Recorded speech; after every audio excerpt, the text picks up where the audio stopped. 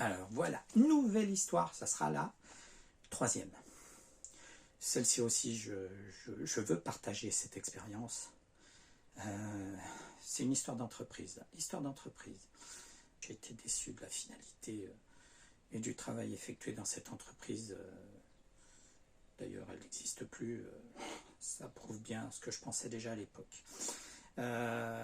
C'était une grosse boîte, mais voilà, vous voyez, quand on ne sait pas gérer et écouter ses employés, enfin, on ne cherche même pas à comprendre le pourquoi de quelque chose. Vous allez voir ça tout de suite après. Je vous raconte ça juste après la petite introduction.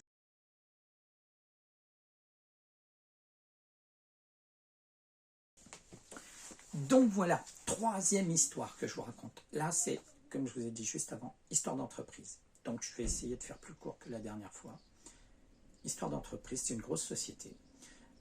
J'ai travaillé sur plusieurs sites au départ avec cette boîte. J'ai fait plusieurs contrats. Ils ont compris que j'avais des capacités pour gérer, pour faire des choses. Donc je suis arrivé sur un site, j'ai mis en place le service avec un superviseur, on appelait ça, mais c'était le responsable de la plateforme. Donc on a mis en place le service à deux. Il m'a appelé pour qu'on le fasse ensemble. J'ai été recruté à ce moment-là, alors que j'avais déjà eu plusieurs contrats auparavant. Donc on faisait l'installation des machines, la préparation du service, le câblage, RJ45, le montage, les bornes arrivaient au niveau des box et il fallait faire le câblage de la borne vers l'ordinateur, tester tous les PC, installer les logiciels, connexion à S400 vers des bases de données dans d'autres pays, commencer à préparer les plannings, etc. Donc j'ai beaucoup aidé au départ, il m'a beaucoup appris, beaucoup aidé d'ailleurs, en quelques mois il m'a appris énormément. Et lui, c'était pour moi, c'était un vrai chef. Je suis pas un vrai responsable, un vrai superviseur. Non, c'était un vrai responsable. Il était vraiment à l'écoute de son équipe, mais il est parti rapidement. Voilà, il n'aimait pas trop la vie en France et il est reparti assez rapidement. Donc je me suis retrouvé avec le bébé sur le dos, c'est-à-dire l'ouverture et la fermeture du service. Le service commençait à 9h et finissait le soir, je ne sais plus quelle heure, 21h, 22h aussi, je crois. Donc c'est des horaires assez conséquents. La pause le midi, oui, je mangeais de temps en temps sur place si je pouvais, sinon je faisais des sandwichs. Et je devais m'occuper donc de l'ouverture du plateau, de la fermeture du plateau. J'étais à ce moment-là tout seul. Il y a des gens qui venaient d'ailleurs, mais ils ne s'occupaient de rien. Ils pensaient faire quelque chose, mais ils ne faisaient rien. Et comme le responsable du plateau était parti, j'ai pris les rênes du service, donc signature de tous les documents internes du service, création des documents internes du service, faire le suivi des collaborateurs, le suivi des collègues, faire des réunions quand je pouvais, parce que je passais quand même entre 10 et 12 heures par jour sur le site. Donc il fallait résister. Vous voyez, encore une entreprise où je passais beaucoup d'heures. D'ailleurs, cette entreprise, à un moment, m'a demandé d'enlever chaque jour des heures pour dire c'est pas la peine. Oui, mais comme j'ai dit, j'ai pas le contrat. J'ai les fonctions d'un responsable de plateau, mais j'ai pas le contrat. Je suis toujours marqué technicien, hotliner. Donc pourquoi j'enlèverais des heures c'est pas logique. Donc on m'a dit ok. Donc je retirais quelques heures par-ci par-là. Vous voyez, on est gentil jusqu'au bout. Partir en vacances, ben, je ne pouvais pas partir en vacances quand je voulais, puisqu'il fallait que je sois présent. Ils n'avaient personne pour remplacer celui qui était parti, donc pendant un sacré paquet, pendant un long moment, c'est-à-dire ça a duré des mois et des mois quand même, je me suis retrouvé à m'occuper du service. Donc s'occuper de plusieurs hotlines, s'occuper du planning de plusieurs sites, donc pour qu'il y ait toujours des techniciens en ligne à l'écoute des clients, mise en place d'une base de données stable, et pas ce que les autres ont voulu faire, qui n'était pas stable, mais bon, ça chacun fait comme il veut, base de données stable pour le retour client, c'est-à-dire un client avait acheté un produit, le produit revenait une fois, le produit était réparé ou échangé, et une seconde fois, s'il revenait, il fallait que ça stoppe tout de suite, il fallait qu'on fasse autre chose, donc on s'occupait de ces clients-là, en particulier. Les autres où on avait changé une pièce une fois ne reviennent pas, donc c'est parfait. Mais ceux où ça revenait une seconde fois au niveau du SAV, il fallait qu'on trouve une solution radicale. Et c'est ce qu'on faisait. Cette base de données était là pour ça, c'est-à-dire une efficience, être vraiment à l'écoute du client et lui trouver une solution rapide et stable. Et c'est ce qu'on a mis en place. Et ça fonctionnait très très bien d'ailleurs. Donc voilà, les équipes. Ensuite, je prenais, c'était en accord d'ailleurs avec ce superviseur qui était là au début avec moi, on prenait des gens d'une autre structure de la boîte, d'un autre service, et on les testait à la hotline. Ils venaient le soir, ils faisaient de la double écoute, et ensuite on testait, voir s'ils étaient opérationnels. Moi j'étais super content de faire ça. Et comme je dis toujours, pour moi le travail, il n'y a pas de couleur, il n'y a pas d'origine, il n'y a pas de religion, rien du tout. On est tous des humains. La planète Terre, c'est notre planète, on vit tous dessus, on est tous des frères. Tous, mais ça, il y en a qui ne comprennent pas. Donc moi, le principe, c'est de recruter des gens qui viennent de n'importe quel milieu, qui soient aptes à faire du support. Et si ces gens-là sont aptes à faire du support, hein, eh ben, je les accepte. Hein, qu'ils soient noirs, verts, bleus, violets, jaunes, ce que vous voulez, ou blancs. Il n'y a pas de couleur, il n'y a pas de race, il n'y a rien. On est tous pareils. Donc j'acceptais ces personnes-là, qui est souvent, ces personnes-là travaillaient mieux que certains outliners d'ailleurs. Donc voilà, moi je proposais ça et ensuite ils étaient prêts à intégrer la hotline. Mais pendant cette période-là, que je m'occupais de tout, que j'ai pas pu prendre mes vacances, je faisais entre 10 et 12 heures par jour, j'ai réussi à baisser ça en effectif travail-service, en dispatchant certains rôles du service à une assistante que j'avais mis en place, une assistante pour m'aider le matin à réceptionner les courriers et le tri, pour dispatcher aux équipes, etc. J'avais trouvé même du temps à un moment à me faire former, à suivre des formations. Donc ça, très intéressant. J'ai réussi à modifier mon planning pour gérer l'ensemble, les plannings sur plusieurs sites, etc. Et m'occuper des cas litigieux. Donc j'étais toujours là en double écoute pour traiter les problèmes les plus difficiles. Donc c'est moi qui m'en occupais et j'aime ça. C'est super intéressant à faire. Il faut trouver des solutions et ça, ça me botte. J'ai eu des propositions de plusieurs postes au sein de cette entreprise-là dans d'autres services parce que j'avais compris qu'ils commençaient à penser à recruter un nouveau superviseur. Superviseur, c'est le responsable de plateforme. Et il y avait du monde sur la plateforme. Donc, ils ont recruté quelqu'un et un jour, je vois quelqu'un arriver derrière mon dos. Et il me voit, il voit mon bureau bien classé avec tous les classeurs, tout est rangé. Hein. La première chose qu'il me dit, vous vous rendez compte, la première chose qu'il me dit, c'est « Ah, bonjour, toi, faut que tu dégages. » Comme ça, hein, il me le dit, dans les yeux. « Toi, faut que tu dégages. » Ah bon? Je connais même pas la personne, il se présente même pas. Il monte à son bureau et puis je me dis « Tiens, c'est qui? Ah, bah, c'est celui qui vient d'être nommé. Ça commence bien avec lui. » Ok, bon, il faut que je dégage, et ben, on va voir comment on va gérer la situation. Donc, il se passe quelques jours, quelques semaines, et très vite, cette personne revient vers moi. Au fait, avant de partir, il faut que tu me formes à tout ce que tu as mis en place et comment tu gères le service. Bah oui, je gère le service, ouais, c'est moi qui gère le service. Les signatures, les vérifications des horaires, avant de l'envoyer en RH, etc. Ça passe par moi. Ma signature, ma validation, pour ensuite... Si les techniciens sont OK avec les horaires, on envoie en RH pour traitement des salaires. Les jours de congé, etc. Ouais, les horaires, tout ça. C'est la gestion d'un service de A à Z. C'est le management, c'est la supervision, c'est le suivi de ses collaborateurs. D'ailleurs, il y en a qui sont partis dans d'autres services à ce moment-là, et tant mieux pour eux, au moins ils ont pu bifurquer avant. Donc très vite, cette personne commence à être... agaçante.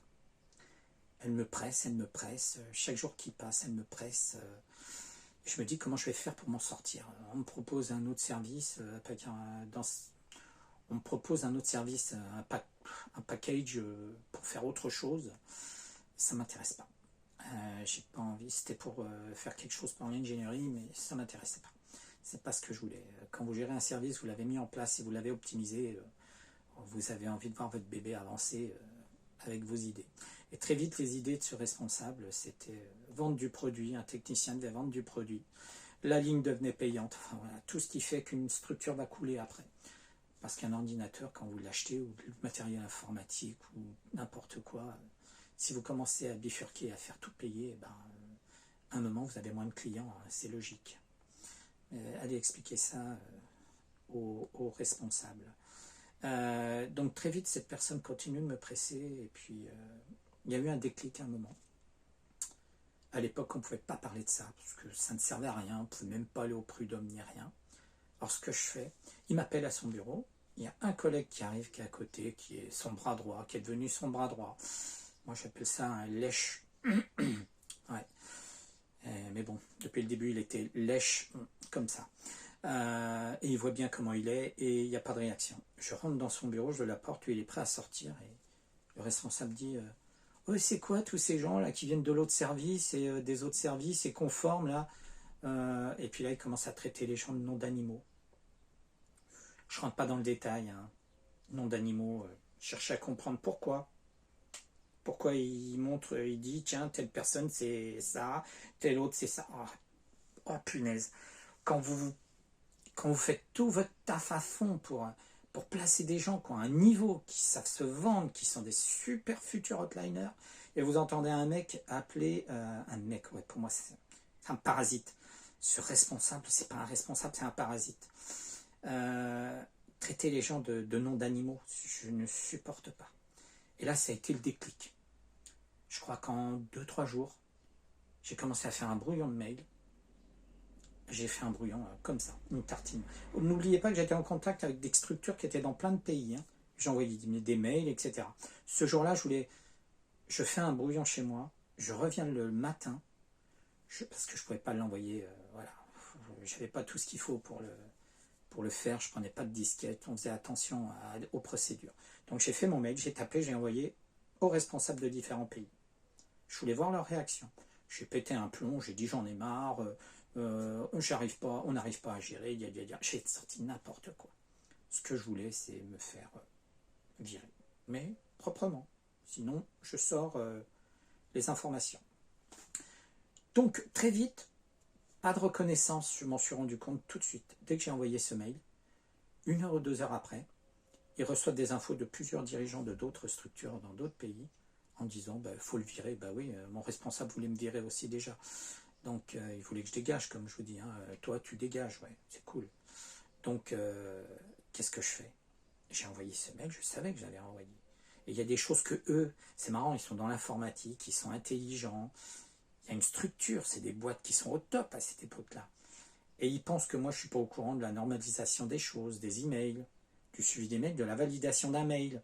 Qui l'a envoyé? Est-ce qu'on peut lancer une procédure contre quelqu'un qui envoie un mail? Non, vous ne pouvez pas. À cette époque-là, on ne pouvait pas dire c'est moi qui ai envoyé ce mail. Non. Les serveurs pouvaient être piratés, quelqu'un d'autre aurait pu envoyer le mail. Ils n'ont pas cherché, j'ai pas cherché à comprendre. Je vois quelqu'un qui arrive en me disant t'as envoyé ce mail? J'en sais rien. Pourquoi tu as vu quoi toi? Voilà, c'était pour valider le fait que j'avais moi-même envoyé le mail. J'ai rien dit. Hein. Et puis j'en avais rien à faire. Et la procédure va vite, donc un licenciement light pour que je parte rapidement. Je dis ok, pas de problème. Ils n'ont pas cherché à comprendre où était le problème. Ça m'a déçu. Quand j'ai vu qu'ils ont lancé la procédure, le licenciement, le lendemain, d'accord, le lendemain, je me suis dit, j'ai même pas besoin d'expliquer ce qui se passe, à eux d'apprendre et à ouvrir leurs yeux pour voir où est le problème. Donc, ce nouveau responsable de service qui était en train de couler la plateforme, ça se voyait déjà à cette époque-là, il était en train de presser les techniciens en ligne à vendre des produits et autres. Nul. Il était nul. Il avait des idées, mais je ne sais pas d'où il venait, mais franchement, nul. Je ne donnerai pas son nom parce qu'il ne vaut vraiment pas un copec. Quand on traite les gens avec des noms d'animaux, je suis désolé, l'animal, c'est lui. Le premier, c'est lui. Donc, j'ai fait tout pour dégager de cette... le syndicat a voulu m'aider. Je devais avoir le responsable du syndicat le jour de la confrontation avec la direction. Et comme par hasard, il était malade ce jour-là. J'ai eu 2 personnes qui ne connaissaient pas le dossier, qui n'avaient pas lu le dossier. Je me suis dit, vous voyez, tout est fait pour que ça se fasse. Et ça s'est fait. J'ai quitté l'entreprise avec ce qu'il fallait. J'ai touché mon pactole aussi. Je me suis arrangé, mais je ne voulais plus entendre parler de cette boîte-là. Et d'ailleurs, très rapidement, j'ai rebondi dans une autre société où j'ai travaillé. Je n'ai pas attendu plusieurs jours. J'ai rebondi rapidement dans une autre boîte et je ne voulais plus entendre parler de cette société qui a coulé d'ailleurs quelques années après et qui a été rachetée. Pour vous dire, voilà, des expériences comme ça, c'est dur. J'aurais pu porter plainte au prud'homme à l'époque, mais des histoires de racisme ou autre, ça ne passait pas. Les dossiers ne se validaient pas. Quelques années après, oui, on commençait à avoir des choses qui étaient fonctionnelles et ça pouvait fonctionner. Mais à cette époque-là, ça ne servait à rien. Et puis moi, je voulais passer à autre chose. Quand j'ai vu une direction, une hiérarchie qui n'a pas voulu savoir ce qui s'est passé, je ne leur ai pas dit, parce qu'ils n'ont pas cherché à savoir ce qui s'était passé. Ils ont accepté un nouveau responsable. Ils voient bien que le responsable faisait tout pour me dégager, hein, parce que sa façon de parler était là, c'est présent. Et pour une entreprise qui travaille au niveau international et qui vend ses produits au niveau international, c'est quand même incroyable que ce responsable-là soit resté des années juste avant. Comment c'est possible? Comment cette personne a pu rester là, sachant qu'elle traite les gens avec des noms d'animaux? Je ne comprends toujours pas comment c'est possible. Allez, je vous laisse, je vais passer à autre chose. Mais là, vous voyez, je me libère d'un poids. Je ne sais pas si j'ai bien raconté mon histoire. C'est pas une histoire, c'est des faits réels. Sauf que vous ne saurez pas dans quelle structure. Je vire plein de choses de mon CV, de toute façon. Je mets que ce qui m'intéresse vraiment pour me vendre, indiquer ce qui me vend, et pas le reste. Allez, je vous laisse. À très vite pour une nouvelle histoire.